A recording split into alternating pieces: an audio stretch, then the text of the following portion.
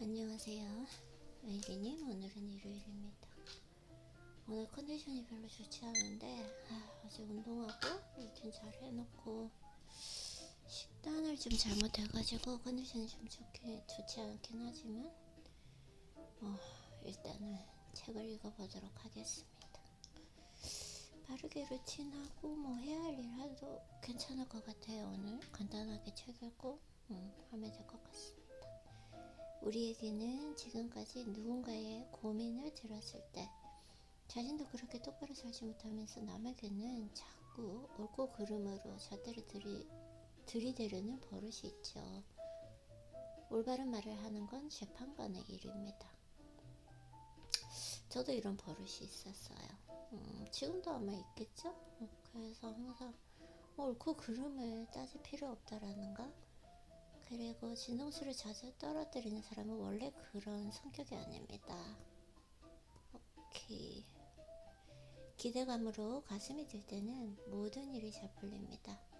어쩐지 무슨 일이든 잘 풀릴 것 같은 순간이 있다면 그건 당신의 가슴이 기대감으로 뛸 때입니다. 맞아요. 그래서 뭔가 좀 설레일 때 이럴 때 되게 중요한 것 같아요.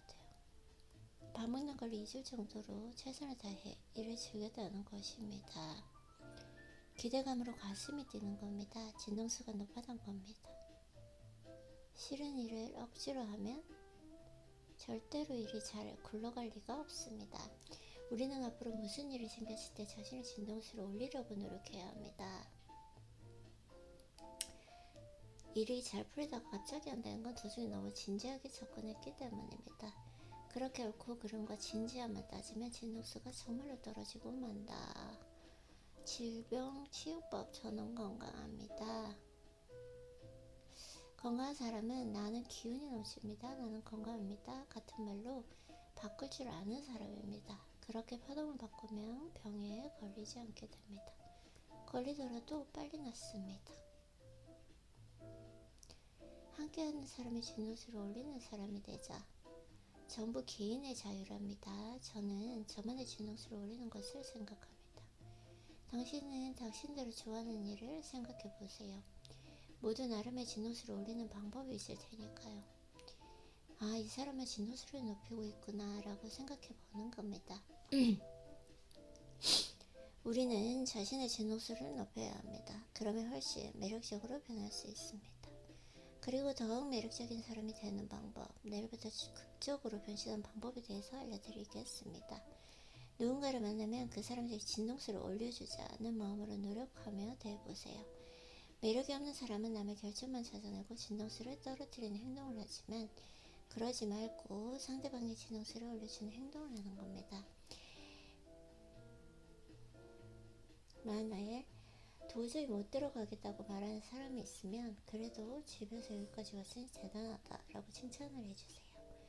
들어온 사람에게는 이렇게 들어온 것만 해도 대단하다 라는 생각을 실천으로 옮기다니 놀랍다 라고 말해주세요. 사람은 누군가를 만나면 그의 진동수를 올리겠다는 마음을 가지면 굉장히 큰 호감을 사게 됩니다. 글쎄요, 이거는 조금 의도적으로 하는 이건 저는 좀 잘 모르겠어요. 그게 맞는지. 컨디션이 안 좋네. 확실히 지금 목소리도 안 좋고.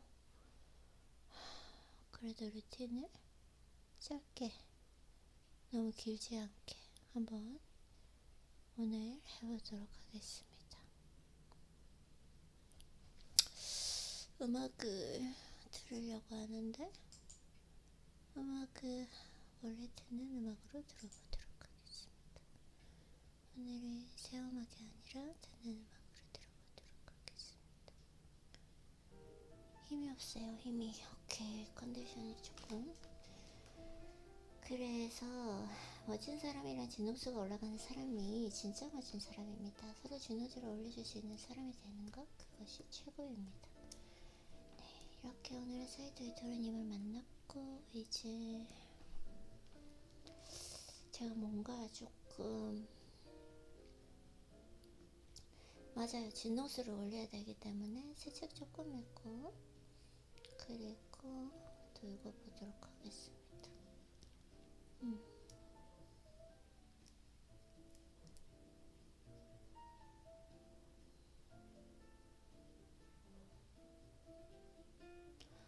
어제 시를 읽었구나. 사랑하라. 한 번도 상처받지 않은 것처럼. 제가 뭔가 좀 그 책을 제가 좀 생각한 게 있었거든요. 오늘따라 이 책이 탁 끌리는 것 같아요. 아침에 일어나자마자 이 책이 생각났어요. 생각하라.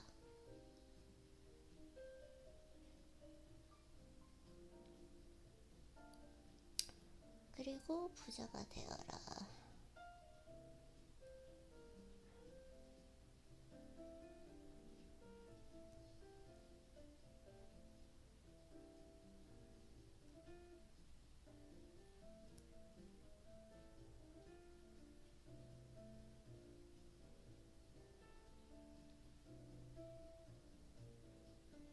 머리가 멍해요. 오늘 컨디션이 안 좋아서.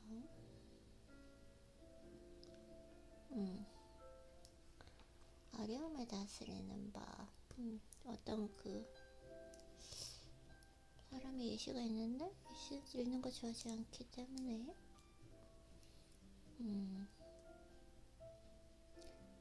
조력의 집단 한번 읽어볼까요? 힘은 불을 일구는데 반드시 필요합니다. 힘은 불을 일구는데 계획은 실행할 만한 힘이 충분하지 않으면 아무 쓸모가 없습니다. 그쵸? 맞아요. 그래서 체력이 실력이다.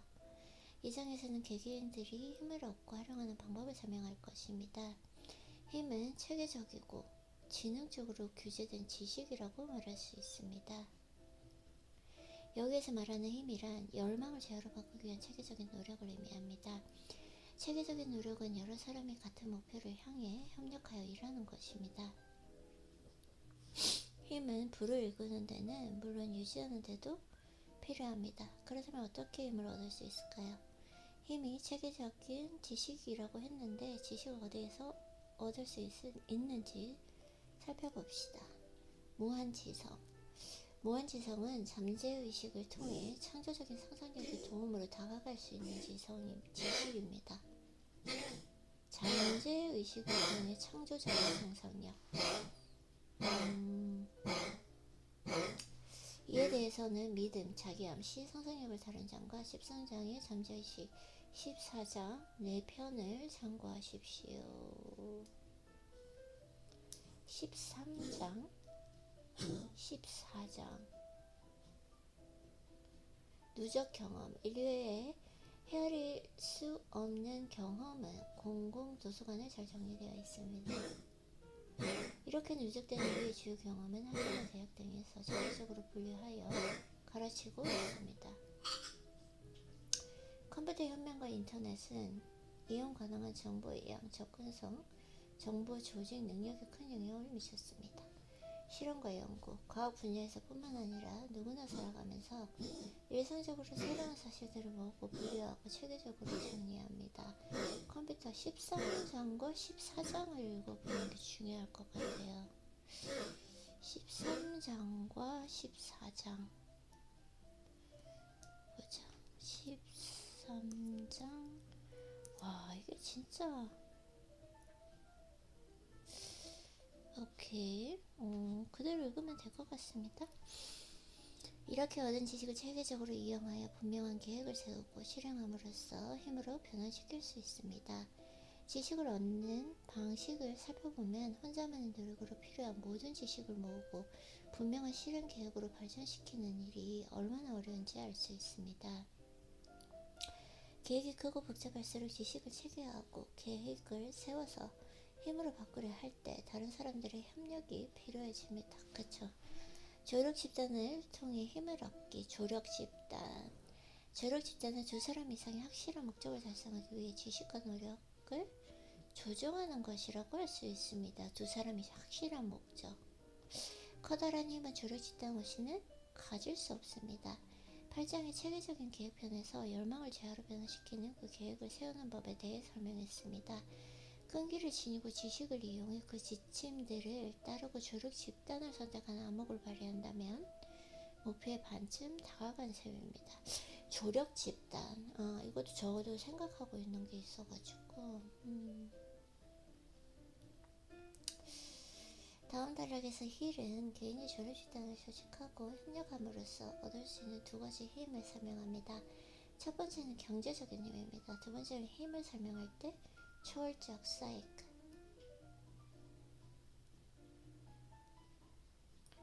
이라는 단어를 사용했는데, 이 용어에는 힐이 의도적이지 않은 의미가 함축되어 있었기 때문에 본격적인 설명으로 넘어가기 전에 정의할 필요가 있습니다. 초월적이라는 그 단어는 초월한다, 인간의 정신과 관련 있는 것이라고 정의되어 있는데, 힐은 이 용어를 정신에 작용하는 무언가로 생각하고 이 책을 읽는 누구나가 경험했으리라고 여겼습니다. 이것은 다른 사람들과 협력해 일하고 모두가 같은 목표에 완전히 집중하며 서로가 조율할 때 일이 잘 되고 그로 인해 느끼는 감정을 일컫습니다. 협력해서 일을 한다. 그리고 같은 목표에 완전히 집중한다. 이렇게 되면 다른 사람들과 더 잘 협력하여 일하게 될 뿐만 아니라 평소보다 작업도 더 잘 되고 아이디어도 더 좋을. 저는 안 돼요. 같이 하면은 이 아이디어가 막혀버려요. 혼자 있을 때, 혼자 조용히 있을 때, 이때 아이디어가 나오고지. 그리고 몰입을 할 수 있지. 누군가, 그래서 막 공공장소, 도서관이랑 커피숍에서 절대 저는 책도 읽을 수 없고 과제도 할 수 없고 제가 몰입을 할 수가 없어요. 그래서 저하고는 맞지 않는 것 같아요.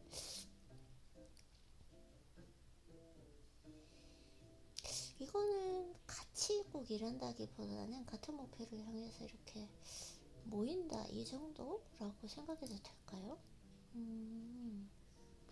그런 것 같기도 합니다. 따라서 적절한 조력 집단을 선택하면 많은 힘을 이용할 수 있습니다. 다음은 조력 집단이 제공하는 두 가지 힘, 다시 말해 경제적인 힘과 초월적인 힘을 설명한 것입니다. 조력 집단, 경제적인 힘, 초월적인 힘. 좋을 것 같은데? 경제적인 힘은, 경제적인 특성은 자명합니다. 조언이나 상담을 해주고 기꺼이 무엇이든 빌려주며 진심으로 도움을 주는 협력자들이 있어서 그들과 조화롭게 지냅니다. 그쵸? 같은 뜻을 가지고 있으면서 서로 정보 교환을 하는 거죠. 그래서 경제적 이점이 발생합니다. 막대한 부는 이런 유형의 협력자들을 기반으로 세워집니다. 이 진실을 이해하는 일이 당신의 경제 상황을 결정짓게 될 것이다. 맞아.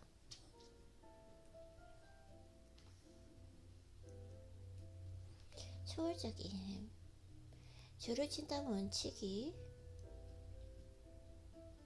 초월적인 힘을 발휘하게 된다는 말은 다소 이해하기 어려울 수 있습니다. 조력 집단이 초월적인 힘을 발휘한다. 그렇게 될 것 같은데요. 왜냐면 그것을 위해서 이렇게 모여 있으니까. 도반이라 그러죠. 도반. 같은 생각을 가지고 의지를 가지고 있는 사람들. 그래서 두 사람의 마음이 결합되면 눈에 보이지 않는 제3의 힘이 만들어지고 세 번째 마음으로 연결됩니다. 라고 말하면 다소 이해가 쉬울 것입니다. 인간의 마음은 에너지라고도 할 수 있습니다.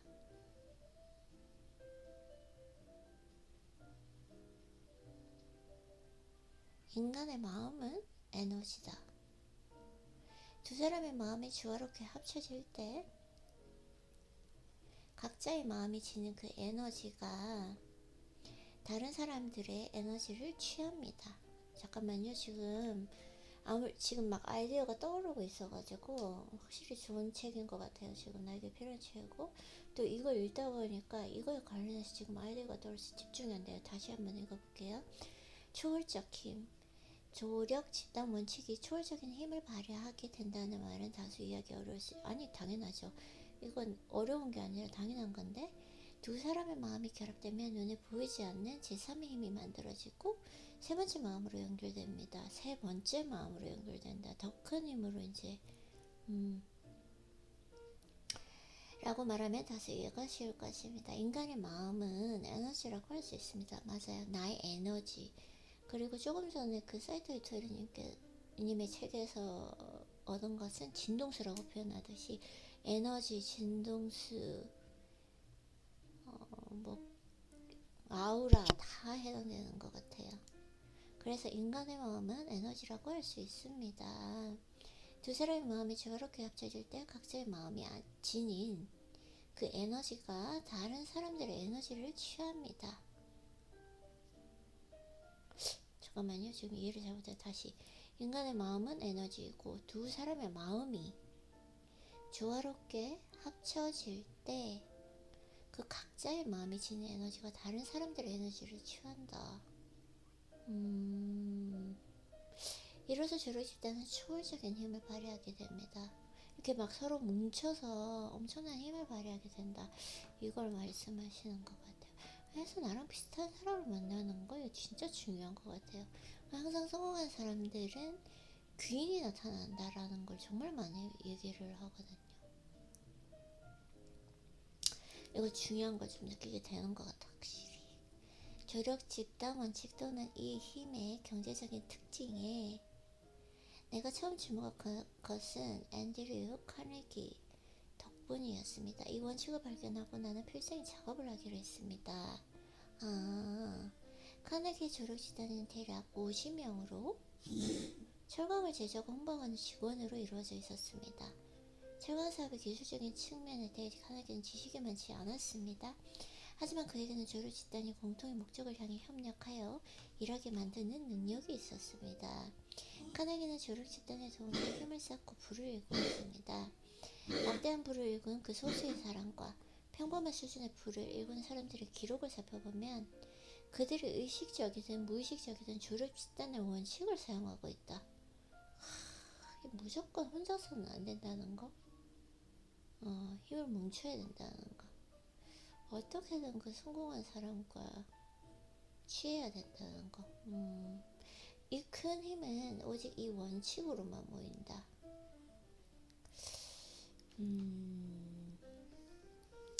항상 귀인을 말씀하시 귀인.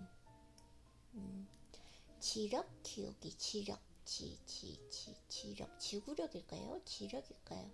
지구력일까요? 아니면 지력 아니면 intelligence 약간 그 지식 이런 걸 얘기하는 걸까요? 아니면 지구력인가? 한번 읽어보도록 할게요. 인간의 뇌는 배터리에 비교할 수 있습니다. 오케이, 배터리 쉬고 충전하고 또 사용하고 이래야 된다는 건가? 배터리 한 무더기는 배터리 한 무더기는 배터리 한 개보다 더 많은 에너지를 냅니다. 그리고 각각의 배터리가 내는 그 에너지 양은 그 안에 든 셀의 수와 용량에 따라 달라집니다. 뇌의 기능 역시 이와 비슷하여 유난히 뛰어난 머리도 있는 법입니다.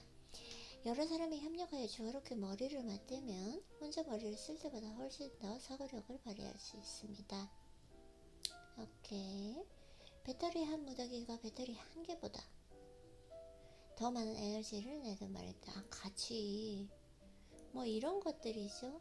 집단지성 이런 걸 얘기할 수도 있고, 근데 집단지성은 너무나 랜덤하게 무작위의 사람이 모인 거고, 내가 가고자 하는 그 길에 똑같은 뜻을 같이 하는 사람들이 모여서 도반이라 그러죠. 도반이라는 그 표현을 저도 배웠는데 좀 많이 사용을 하더라고요. 그래서 배터리 한 무더기가 배터리 한 개보다 더 많은 에너지를 내듯이 말입니다. 다른 사람들의 지력을 이용하는 사람은 조력 집단 원칙이 지닌 힘을 행사할 수 있습니다. 오케이. 조력 집단 원칙이 초월적 힘을 발휘하는 그 단계에 대해서 알아보겠습니다. 여러 사람이 협력하여 머리를 모으고 활용하면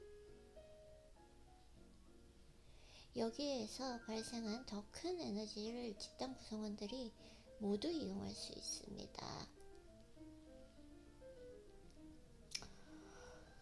딴 생각하고 왔어요. 집중할게요, 아이린님. 자, 조력 집단 원칙이 초월적 힘을 발휘하는 그 단계에 대해서 알아보겠습니다. 여러 사람이 협력하여 머리를 모으고 활용하면 여기에 발생한 더 큰 에너지를 집단 구성원들이 모두 이용할 수 있다. 이 무슨 말이죠? 이해가 안 되지? 다시 조직단 원칙의 초월적 힘을 발휘하는 단계에 대해서 알아보겠습니다. 여러 사람이 협력하여 머리를 모으고 활용하면 여기서 발생한 더 큰 에너지를 집단 구성원들이 모두 이용할 수 있다. 그 사람들이 모여서 뜻을 같이 하는 사람들, 도반들이 모여서 집단 지성을 발휘하는 거죠. 헨리 포드, 포드 회사의 그거에 대해서 얘기를 하고, 에디슨 친구에 대해서도 지금 이야기를 하고 있습니다. 그 친구에 의해서 이렇게 성공을 했다고 해요. 그래서 사람들과 협력하고 공감하고 조화롭게 지내면 그들이 지닌 성정, 습관, 생각의 힘을 취할 수 있다. 그쵸? 배우니까 서로 영향을 주고받으니까요. 포드는 에디슨, 볼뱅, 보로스, 파이어스톤과 협력을 통해 지성, 지식, 경험을 키우고 이들이 지닌 정신적인 힘에 도움을 받았습니다. 당신 역시 이 원칙을 이용할 수 있습니다. 마하트마 간디를 생각해 봅시다. 간디는 어떻게 그토록 엄청나고 거대한 힘을 발휘할 수 있었을까요? 분명한 목적 아래 2억 명의 사람들을 정신적 신체적으로 협력하게 했기 때문입니다. 한마디로 간디는 기적을 일으켰습니다. 2억 명의 사람들이 스스로 협력하게 만든 것 자체가 기적입니다. 두 사람이 조화롭게 협력하는 일도 힘들기 때문입니다. 맞아요. 사업을 운영해 본 적이 있다면 사람들이 조화를 이루면서 함께 일하도록 하는 게 얼마나 힘든 일인지 잘 알 것입니다. 컨디션이 안 좋아서 체기가 지금 너무 힘들어요. 입도 잘 안 벌어지고 내 회전력 효율성도 지금 엄청 떨어져 있는데 짧게라도 한번 해볼게요.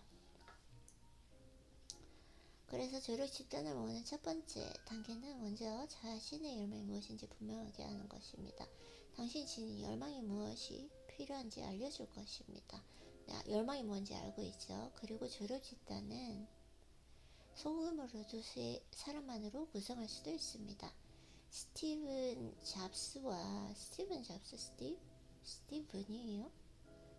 스티브. Anyways, it's not a big deal.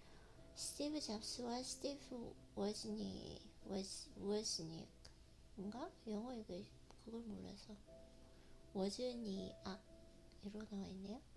워즈니악이 애플을 창립했을 때, 빌 게이츠와 폴 앨런이 마이크로소프트를 시작했을 때, 스티븐 스필버그, 제프리 카젠버그, 데이비드 게펜이 드림워스 SKG를 만들었을 때 이 사업은 이들만으로 시작되었다. 오케이. 때로 더 큰 집단일 수도 있습니다. 이를테면 21세기 리얼 에스테이트, 센츄리 20의 리얼 에스테이트 시는 30명의 지역 책임자로 이루어진 조력 집단이고, 조력 집단 구성원은 당신과 같은 비전을 가지고 있어야 하며 자신의 아이디어 정보를 공유하며 소통하는 사람이어야 합니다. 이들은 자신의 경험, 훈련, 지식을 당신의 강점처럼 사용하게 해주어야 합니다. 그리고 완전하게 협력해야 한다. 이게 조력 집단이구나. 그렇다면 이런 의문이 떠오를 것입니다. 저런 조력자를 어디에서 찾는다? 힐은 이 문제에 대해 직접적으로 답하진 않았지만 무엇을 찾아야 하는지는 이야기했습니다. 어디를 살펴볼 것인가는 각자에게 달려있습니다. 정말로 성공하고 싶다면 적합한 사람이 찾을 때까지 포기하지 않을 것입니다.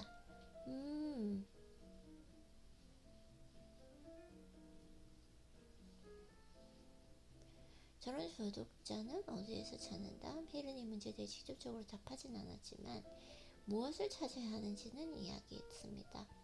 어디를 살펴볼 것인가는 각자에게 달려있습니다. 정말로 성공하고 싶다면 적합한 사람을 찾을 때까지 포기하지 않는 것이다. 포기하지 않는 거.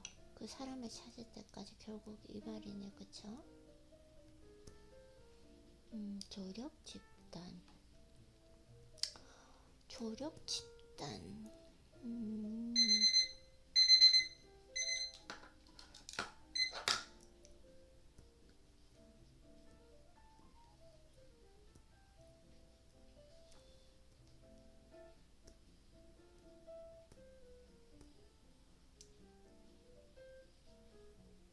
왜 이렇게 잠이 오는지 모르겠어요. 커피를 마셨는데 피곤하고 잠이 올 그런 건 아닌데. 자, 그래서 다음에 이어지는 조류 집단에 대한 설명은 이 책이 출간된 후 힐이 쓴 기고문이나 강연에서 언급된 것을 초과한 것입니다. 이 자료들은 힐의 친구이자 멘토 동업자였던 W. 클레멘트 스톤이 편집하여 펴낸 두 권의 책, 나폴레온 힐의 성공의 열쇠, 믿는 대로 이루어진다, Believe and Achieve. 이 책도 읽고 싶다. 자, 조력 집단 찾기. 집단을 찾는 법. SNS 여러 가지 방법이 있을 것 같아요. 길거리로 나가는 건 요즘 참, 근데 만약에 요즘같이 SNS가 없었다면 해시태그로도 찾을 수 있잖아요. 근데 SNS가 없었다면 옛날엔 진짜 힘들었겠다. 뭐 그래도 찾았겠죠?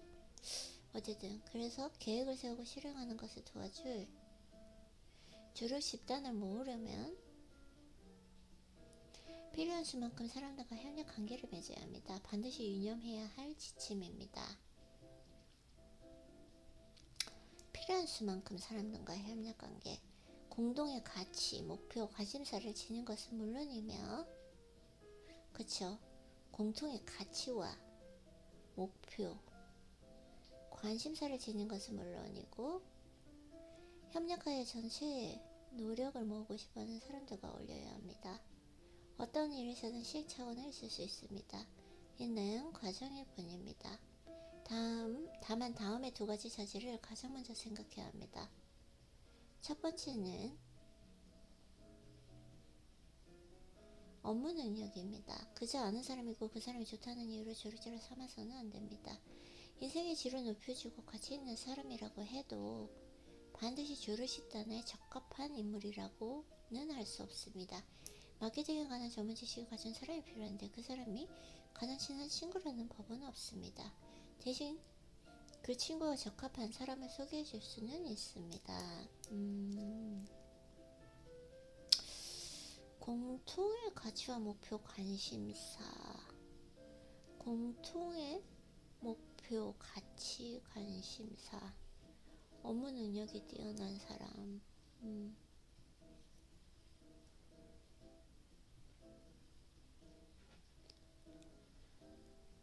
두 번째 자질은 다른 사람들과 잘 어우러지며 일하는 능력입니다. 한 사람도 빠짐없이 마음이 통해야 합니다. 이게 과연 가능할까? 개인적 연망이 집단의 목적보다 우선순위가 되어서는 안 됩니다. 당신도 역시 마찬가지입니다. 그치. 또한 비밀을 유지합니다. 어떤 사람들은 말하다가 아이디어를 누설하기도 합니다. 그런 사람이 조력 집단으로 끌어들여서는 안 됩니다. 당신 역시 조력 집단의 일원이 되어야 합니다. 어떤 상황이 발생했을 때 상대방이 있다면 어떨지 생각하고 대응해야 합니다. 신체 신호에 주의를 기울이십시오. 신체 신호. 이 사람의 말, 태도, 목소리 톤, 걸음걸이, 몸의 움직임, 뭐 이런 것들 얘기하는 거 아닐까요? 앉아있는 자세, 이런 것들. 이따금 말보다 표정이나 몸짓이 상대 기분을 더 잘 말해줍니다. 맞아요. 말로 드러나지 않는 것에 촉각을 곤두세우십시오. 이따금 입 밖으로 나오지 않는 말이 더욱 중요할 때가 있습니다. 이거 뭐 거의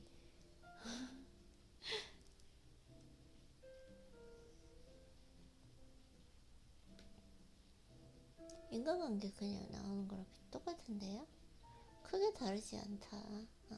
이게 이제 연애로 하면은 공통의 가치, 연애에 대한 공통의 가치와 목표, 관심사를 지는 것은 물론이고, 협력하여 전체인 우리가 협력을 하는 거나 마찬가지. 사랑도 어떻게 보면 서로 조금 개인적인 부분을 개인적인 욕망을 차치하고 전체의 노력을 모으고 싶어하는 사람들과 올려라.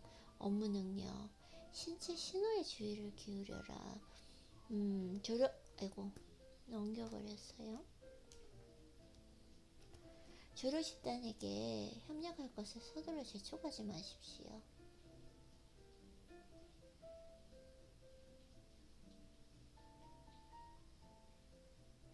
반대 의견을 표명하며 아이디어를 시험해 보고자 하는 사람에게는 그러도록 허락해야 한다.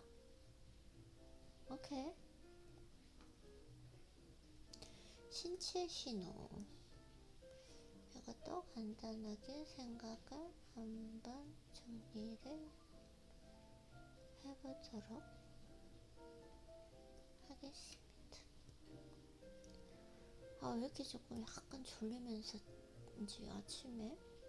자, 조력 집단을 보상하기. 조력 집단을 구성하기 전에 협력 시 얻을 수 있는 장점과 이익, 즉 보상이 무엇인지 분명하게 정해야 합니다. 누구도 보상 없이 무작정 이러지는 않을 것입니다.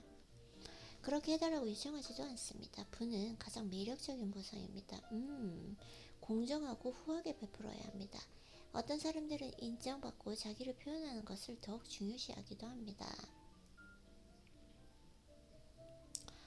이런 협력관계에서는 추가적인 노동, 보상보다 더 많이 일하는 것과 관련된 원칙이 특히 중요합니다. 리더로서 당신은 사람들이 따를 만한 본보기가 되어야 한다. 이건 제 거 아닌 것 같아요. 저는 리더는 별로 안 좋아하는 것 같아요. 구성원들 모두가 처음부터 노력은 물론 그에 따른 이득과 수익에도 동의해야 한다. 논쟁이 일어나면 모두의 시간을 낭비하는 결과가 되기 때문입니다. 그리고 우정도 일도 모두 망가질 것이다. 필요한 계획을 완벽하게 세울 때까지 조립집단과 최소한 주위에 가급적으로 자주 만나도록 정해두어야 한다. 조력집단은 활발하게 활동해야 한다. 각자에게 특정한 과제를 부여한다. 정기적인 만남 형식적으로 두고 전화나 비공식적인 수단으로 연락하지 못하는 일이 생겨서는 안 된다.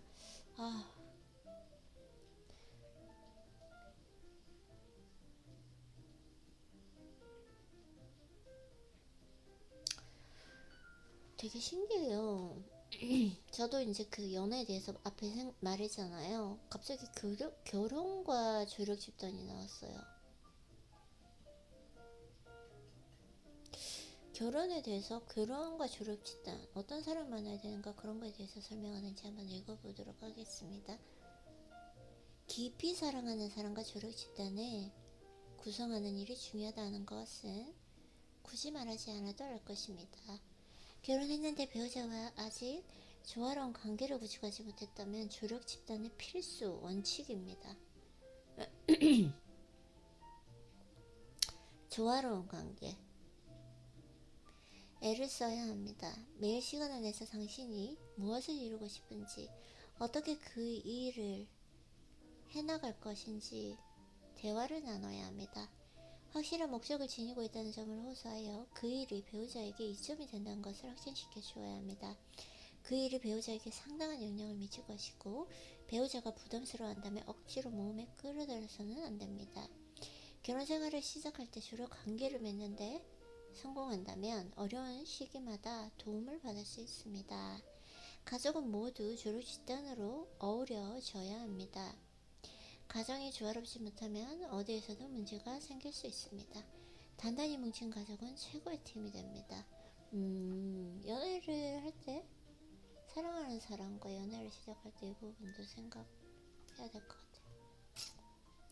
조력 집단이다. 서로 조금 조화로운 관계 구축. 그건 것 같아요. 조화로운 관계 구축. 조력 집단과 무한지성. 우리에게 힘을 주는 원천은 결국 무한지성에서 나옵니다. 두 사람 이상이 조화롭게 협력하여 최종 목적을 향해 나아가면 거대한 우주라는 보고에서 직접적으로 힘을 흡수하게 됩니다. 이것이 바로 무한지성입니다. 가장 큰 힘의 근원입니다. 천재를 위대한 리더들의 방향으로 나아갑니다. 이는 종교적인 것이 아닙니다. 무한지성의 원칙은 물론 이 책에서 제시하는 다른 원칙들도 개인의 종교적 믿음을 제시하거나 침해하지 않습니다. 나는 다만 돈에 대한 열망이라는 확실한 목적을 재화로 전환시키는 방법을 전할 뿐이다. 책을 끝까지 읽으십시오. 그리고 나서 읽은 내용이 무엇인지 생각하십시오. 그러면 전체 주제를 이해하고 그것을 균형 있게 볼 수 있습니다. 하지만 지금은 각각의 주제에만 집중하라. 오케이. 그 여러가지 지금 예시가 나오고 있습니다. 긍정적인 감정의 힘. 돈은 스스로이 많아 찾기가 어렵습니다. 애인의 마음을 얻듯이 구해하고 얻어내야 합니다.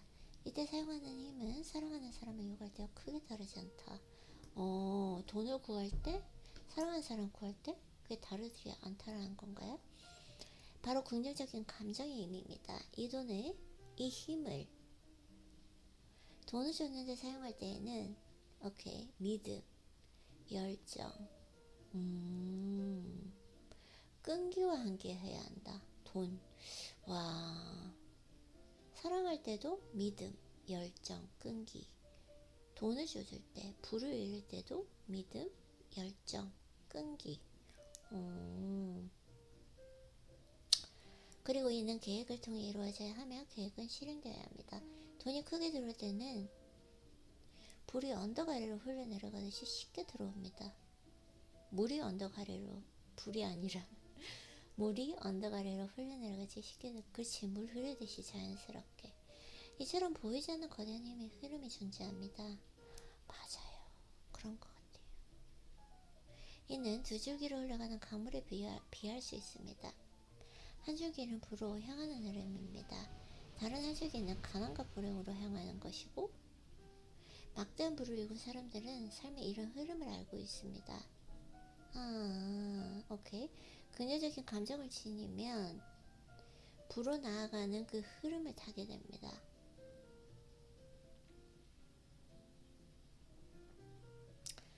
잠깐만요. 지금 집중. 아이리님 지금 중요한 부분 읽고 있어요. 집중.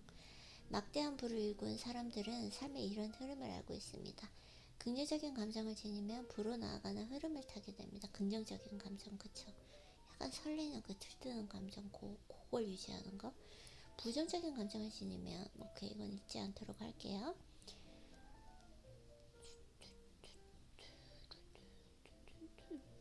그냥 이런 거 좋은 걸 읽는 것만으로도 힘이 들어와요. 그래서 좋은 걸 읽어야 돼요. 책을 읽을 때.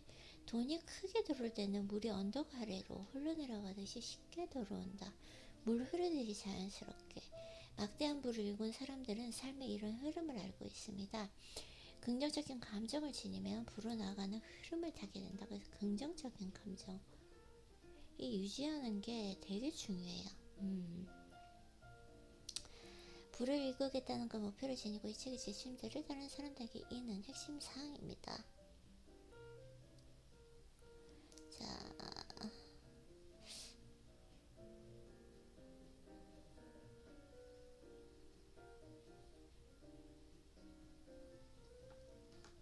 되게 조금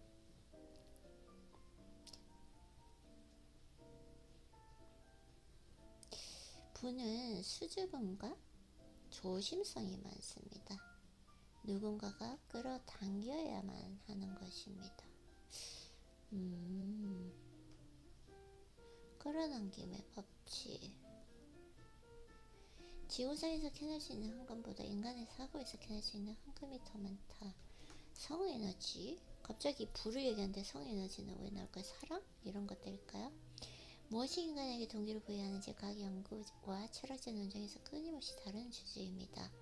인간에게 동기를 부여하는 것, 음식, 물, 주거, 의복, 안정 등 기본적인 생명, 유지 욕구를 넘어서 인간을 행동하게 만드는 다른 요인이 있습니다. 오케이, 드디어 매슬로우 나왔습니다. 가장 널리 알려진 이론은 심리학자 에브라함 매슬로우의 욕구 위계론일 것입니다. 그는 동기의 부여 요소를 기본적인 심리적 안전 욕구에서 시작하여 소속감, 애정, 존중, 이해, 신미, 자아실현, 초월적 단계로 나간 8가지로 정의했습니다. 이와 다른 정의를 내리거나 각 요소 간의 중요도를 다르게 보는 심리학자 있지만 대개 생명 유지라는 1차적인 욕구가 충족되고 난 후에 성과 애정에 관한 욕구를 가장 중요한 동기로 여긴다. 오케이. 힐 역시 정신 자극, 마인드 스티뮬라이라는 위기를 세웠습니다. 매스로를 비롯한 다른 연구자처럼 힐 역시 성과 애정을 비생존 욕구 중 가장 강력한 동기로 규정했다. 그 존재가 아니라 그 먼저 생존 욕구 그걸 지나면 이제 애정이다. 성과 애정이 인간의 행위를 추동하는 강력한 이름이라면 뛰어난 성과나 물질적 성공과도 연관이 있을 것이라고 보았습니다. 오케이. 이 책의 초반에 힐의 성적 감정 혹은 성 에너지를 단어를 사용했으며 이것이 부여하는 동기적 힘을 태도와 성격과 연관지어 살펴보았습니다. 여기에서 성이라는 단어는 오늘의 의미에서 육체적인 함의를 지니고 있지는 않습니다. 오케이. 카리스마. 세상을 통치하고 운명세계의 운명을 짓는 것은 바로 인간의 감정이다. 인간은 이성보단 감정에 더 많은 영향을 받습니다. 맞아요. 창조성은 냉철한 이성이 아니라 전적으로 감정에 따라 발현된다. 진짜 그런 것 같아요. 순간적으로 내가 정말 힘이 막 내가 감정이 좋을 때, 막 설레어 있을 때, 들떠 있을 때, 체력이 좋을 때, 컨디션이 좋을 때, 조금만 말만 들어도 막 아이디어가 흘러넘치는 거? 어떻게 보면 그게 감정에 의해서 이제 창조가 된다. 맞는 것 같아요. 이성과 감정. 이성보다는 감정에 더 영향을 많이 받는다.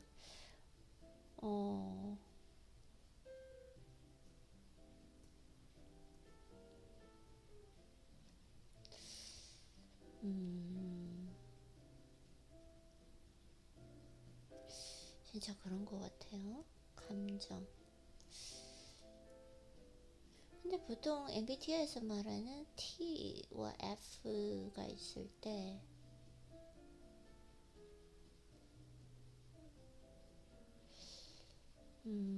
그 사람들은 그러면 이성이 더 많이 지배받나? 감정보다는?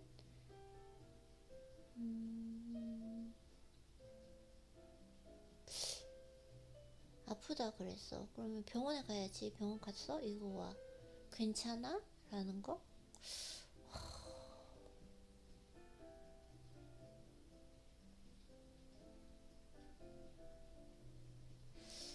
참 많이 생각을 하게 하는 것 같아요. 이 부분이.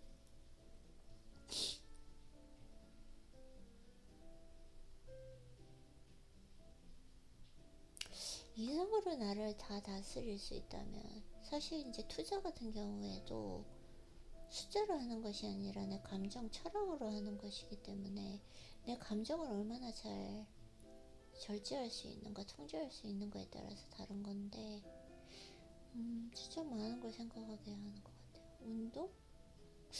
운동도 내 감정에 따라서 하는 것이 아니라 이성적으로 해야 될 때는 하고 쉬어야 될 때는 쉬고 운동을 할 때도 오버 트레이닝이다. 절제할 줄 알 때는 절제하고 그때 그 순간에 감정에 휩쓸려서 오버 트레이닝 하지 않고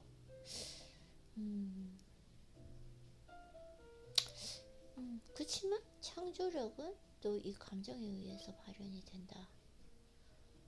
진짜 좀 많은 걸 생각하게 하는 것 같아. 그래서 인간의 정신은 자극에 반응합니다. 어떤 자극에 반응한다. 맞아요. 그래서 좀 자극에 반응하고 싶어서 매일 이렇게 새로운 책을 읽는 것 같아요. 이런 자극은 열정, 창조적 상상력, 강렬한 감정 같은 특성을 북돋웁니다. 자, 이런 자극 다시 정신 차리고요. 자극은 열정, 나의 열정과 창조적 상상력, 강렬한 감정 같은 특성을 북돋운다. 그래서 자극이 필요하구나. 그래서 아무리 좋은 책이라도 계속 똑같은 걸 보는 것이 아니라 새 책을 읽어야지 좀 이렇게 뭐라 그럴까 몰입이 쉽게 가게 되는 그런 게 있는 것 같습니다. 그래서 정신이 가장 자유롭게 반응하는 자극은 다음과 같습니다. 인간의 정신은 자극에 반응한다. 오케이. 자극. 자극. 자극. 자.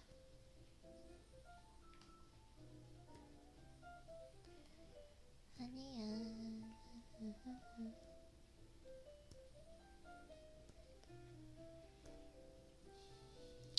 어떤 자극이나 첫 번째는 성적 표현의 욕구, 두 번째는 애정, 세 번째는 명성, 권력, 돈에 대한 불타는 열망, 네 번째는 음악. 음악에 대해서 음악에 따라 자극이 되기도 하죠.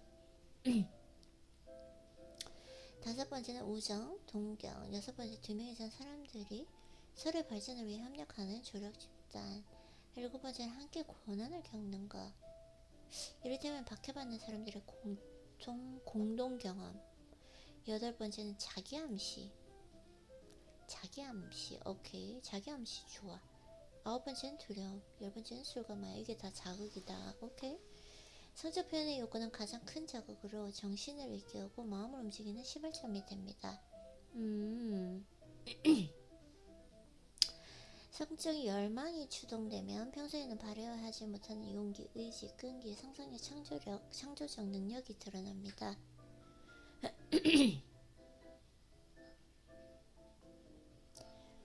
성적 표현의 욕구는 무척이나 강력하고 절박하기 때문에 사람들의 목숨이나 명예를 걸기도 합니다.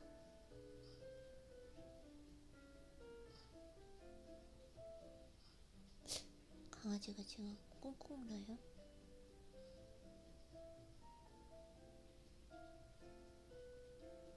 오케이. 근데 이 성적 표현의 욕구가 있나? 어쨌든 한번 볼게요. 강에 댐을 놓으면 잠시 물질을 다스릴 수 있습니다. 하지만 그 강물을 마침내 자신이 나갈 길을 만들고야 맙니다. 성적 표현 욕구 역시 마찬가지입니다. 잠시 감추어두고 통제할 수는 있겠지만 그 본성으로 인해 마침내는 스스로 표현할 수단을 찾습니다. 성적 표현 욕구가 뭐죠? 성적 욕구를 충족시킨다는 건가요? 아니면 성적 내가 표현을 해야 된다는 건가? 그래서 성적 표현의 욕구는 타고난 본능이다. 성적 표현의 욕구라는 이 번역이 조금 어색해요.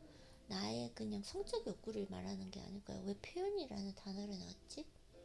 그 열망은 억압할 수도 제거할 수도 없지만 그래서도 안 됩니다.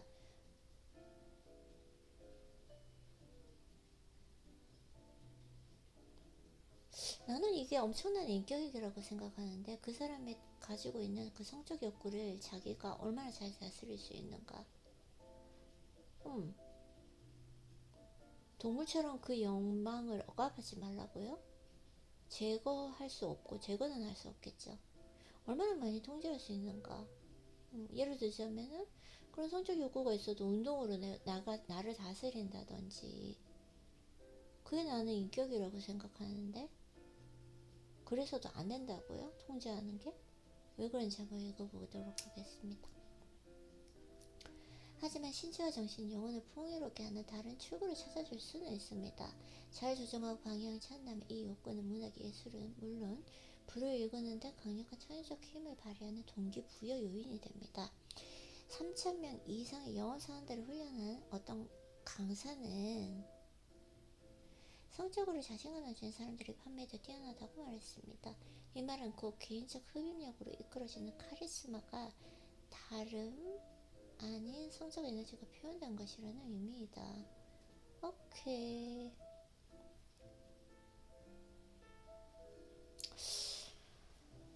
읽어볼까? 예시가 나오는데 힐은 성 에너지와 성공 사이에 상관관계가 있다고 보았습니다. 나의 성 에너지와 성공에 상관관계가 있다. 오케이.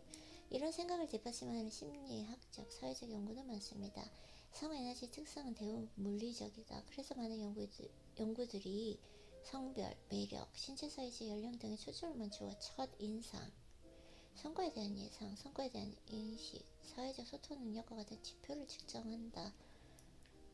오케이. 키가 큰 남성이 키가 작은 남성에 비해 일을 더 잘하고, 머리숱이 많은 남성이 머리숱이 적은 남성에 비해 더 두드러진 성과를 내며, 잘생기고 남성미 넘치는 남성이 평범하거나 나이 든 남성에 비해 성과가 좋다는 결론을 내리고 있다. 여성의 경우도 마찬가지여서 매력적인 여성이 평범한 여성보다 성과가 더 좋았고, 마른 여성이 과체중인 여성에 비해 시험 점수가 높았으며, 젊은 여성이 나이 든 여성에 비해 능력이 우월하리라고 기대받는다. 이거는 어쩔 수가 없어요. 시각적으로 보이는 거. 운동을 하러 가도 마찬가지예요. 운동을 하러 가서 내가 이제 고립 운동을 특히 할 때 이제 거울을 보면서 운동을 해야 되는데, 거울에 비친 나의 모습이 그날 완벽하게 내가 세팅을 하고 간 날과 그냥 진짜 너무 피곤해서 간 날, 그래서 내가 거울을 봐도 왜 이렇게 초췌해 보이지라고 할 때 수행 능력이 다르게 나와요.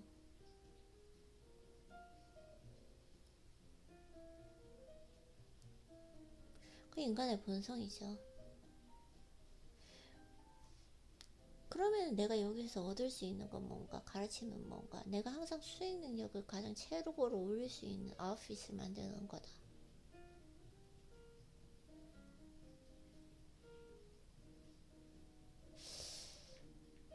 그거잖아요, 그쵸? 다시.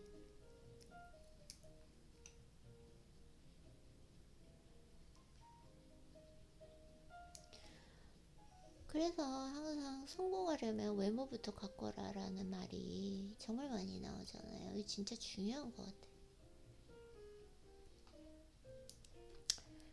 영향을 많이 받는 것 같아요. 골프를 치러 갔을 때도 마찬가지였던 것 같아요. 그 아웃핏에 따라서 내 수행 능력이 확실히 다르더라고요. 이건 맞는 것 같다. 물리적 성 에너지에 관한 단순하고 분명해 보이는 연구들은 무척이나 의미심장한 결론을 이끌어냅니다. 성공한 사람 모두가 키가 크고 남성이거나 매력적이고 날씬한 여성은 아닙니다. 또한 키가 작고 머리숱이 적고 과체적인 남성이나 평범한 여성이라고 해서 기술이 더 뛰어나거나 운이 좋아서 성공한 것도 아닙니다. 신체적인 매력을 대신하는 또 다른 그 매력이 분명히 존재합니다. 그쵸? 무조건 외모적으로 뛰어난 사람이 연애를 다 잘하는 것도 아니니까요. 내적 매력, 그 사람에서 그 뒤에 비치는 후광, 아우라.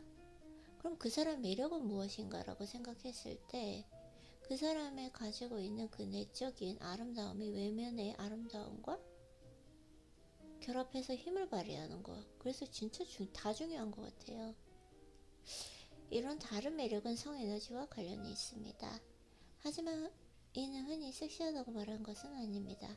성에너지가 넘치는 사람은 종종 성적으로 매력적이다, 개성이 강하다, 눈길을 끈다 등이 표현됩니다. 개인적 흡인력, 요즘 말에는 카리스마로 표현할 수 있다. 오케이.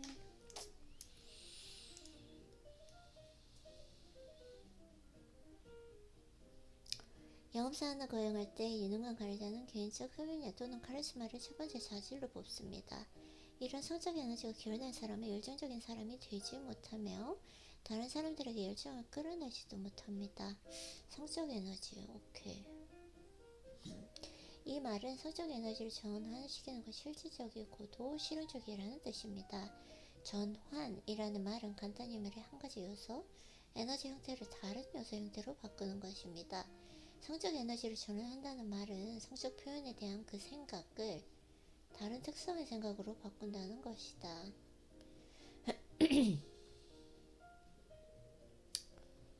또 말이 기네요. 이런 자질을 키우고 개발하면 인간관계에 적용할 수 있습니다.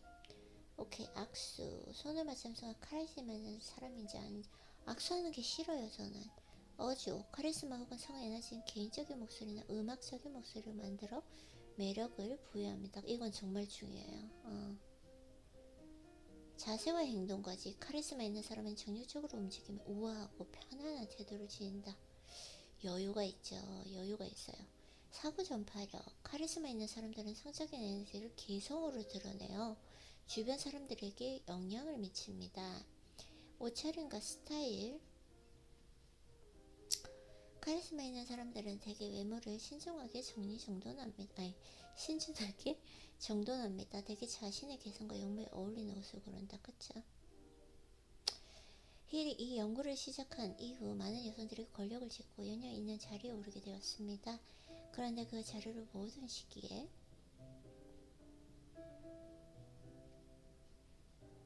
오케이. 창조성. 오케이.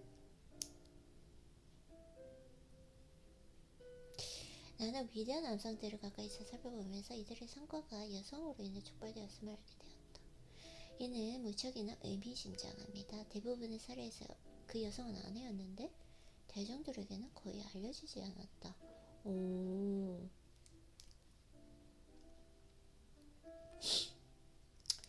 역사는 여성의 영향으로 창조력을 고양하여 성과를 낸 위대한 남성들의 기록으로 가득합니다. 오케이.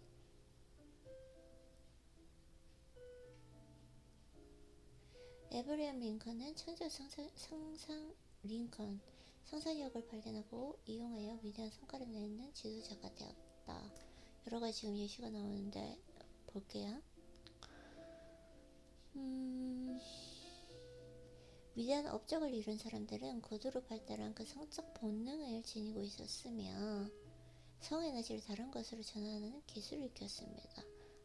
나의 성적 그 에너지를 다른 것으로 전환해버린다. 그래서 문학, 예술, 산업, 건축 등 뛰어난 성과를 내고 막대한 부를 일군 사람들은 배우자나 연인으로부터 동기를 부여받는 뮤즈라고 그러죠. 그런 건 있는 것 같아요. 이런 감정에게 동기를 부여받을 때 사람들은 한계를 뛰어넘는 실의 능력을 가지게 됩니다. 따라서 성적 에너지를 전환하는 기술을 창조성의 비밀 중 하나로 꼽을 수 있습니다.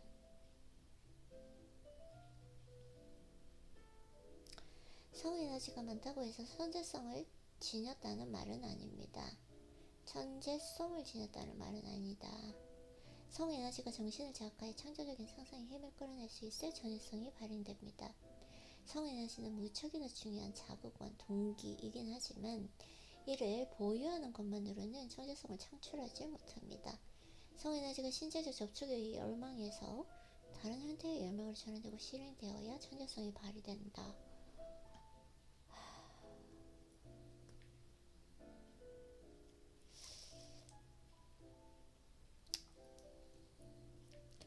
네, 약간 이제 지금 책이 이제 지겨워지기 시작해서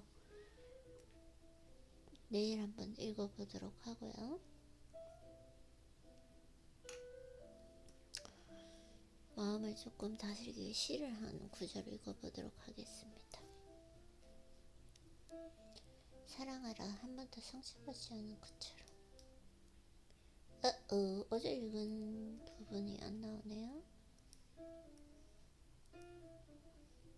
침묵의 소리. 별들의 침묵. 첫눈에 반한 사랑.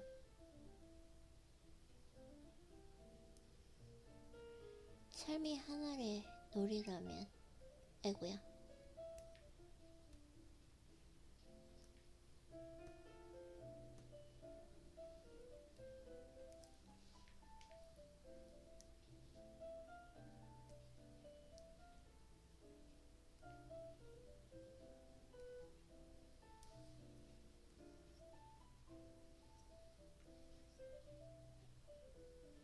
천 사람 중에 한 사람.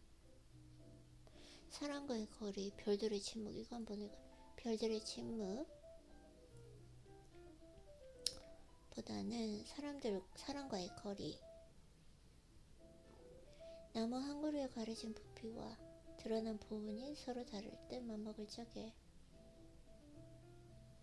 내가 내게로 갔다 오는 거리와 너가 내게로 왔다 가는 거리는 같을 듯 같지 않다.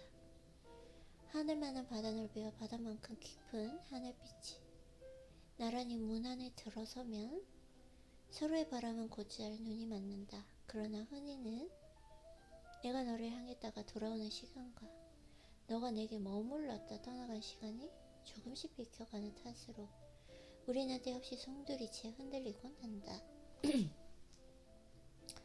꽃을 진액이며 얻은 진한 진액에서 꽃의 아름다움을 찾아보지 못하되 좋아하는 사람 곁에 혹처럼 들러붙어 있어도 그 사람과의 거리는 가까워지지 않는다. 꽃과 꽃처럼 아름다운 사람은 눈앞에 있을 때 굳이 멀리 두고 보아야 하고 멀리 있을 때 애써 눈앞에 두고 보아야 한다.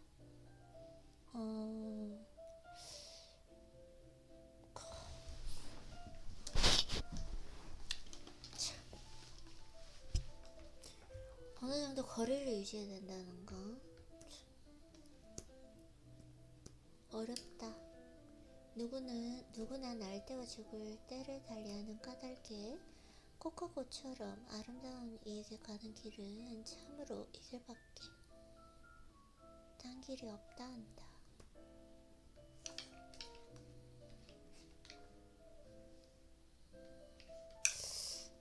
천사람 중에 한 사람 천사람 중에 한 사람은 형제보다 더 가까이 내 곁에 머물 것이다. 생의 절반을 바쳐서라도 그런 사람을 찾을 필요가 있다.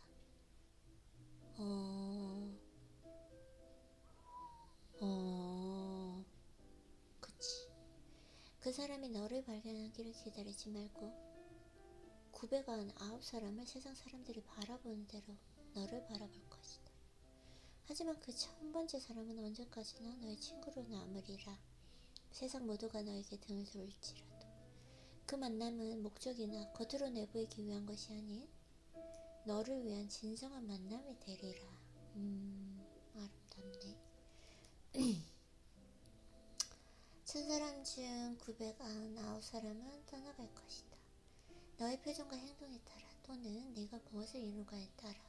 그러나 내가 그 사람을 발견하고 그가 너를 발견한다면 나머지 사람들은 문제가 아니리라.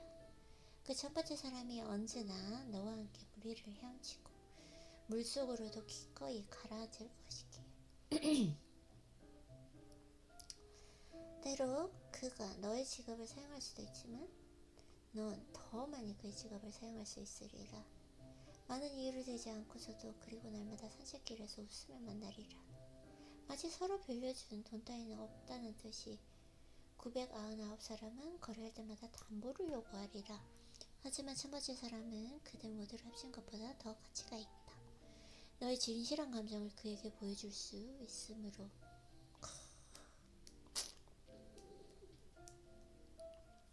천이라는 숫자 왜 1000번째 사람이라고 했을까? 첫 번째 사람, 100번째 사람도 아니고 왜 1000번째 사람이라고 했을까? 여기도 뭔가 의미가 있는 것 같은데. 그의 잘못이 너의 잘못이고 그의 올바름이 곧 너의 올바름이 되리라. 태양이 비칠 때나 눈비가 내릴 때나 999사람은 모욕과 비웃음을 견디지 못할 것이다. 하지만 그 1000번째 사람은 언제나 네 곁에 있으리라. 함께 죽음을 맞이하는 한이 있더라도 그리고 그 이후에도 1000번째 사람. 1000번째 사람이 첫눈에 반한 사랑일까요? 한번 읽어볼게요. 첫눈에 반한 사랑. 그들은 둘 다 믿고 있다. 갑작스런 열정이 자신들을 묶어주었다고. 그런 확신은 아름답다. 갑작스런 열정. 하지만 약간의 의심은 더 아름답다. 약간의 의심은 더 아름답다.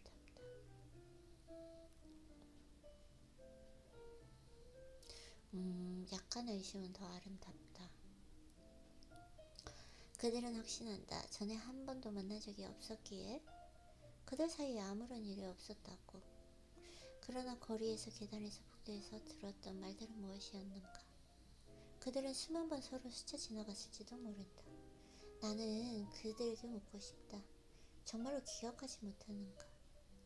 어느 해저문에서 얼굴을 마주쳤던 그 순간에 군주 속에서 미안합니다 하고 징얼거렸던 소리를 수화기 속에서 들리던 전화 잘못 거셨는데요 하는 무뚝뚝한 음성을 나는 대답을 알고 있으니 그들은 정녕 기억하지 못하는 것이다. 그들은 오락이 되리라. 우연히 그토록 여러 해 동안이나 그들을 데리고 장난치고 있었음을 알게 된다면 그들의 만남이 운명이 되기에는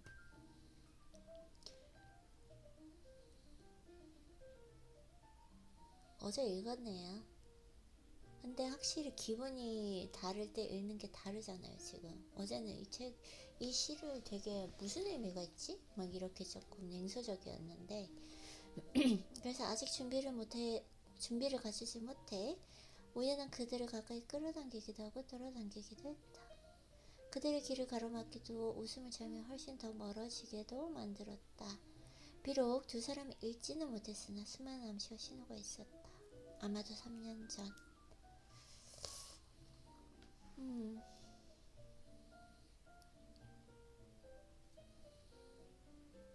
모든 시작은 결국에는 다만 계속일 뿐 운명의 치약은 언제나 중간부터 펼쳐지는 것을.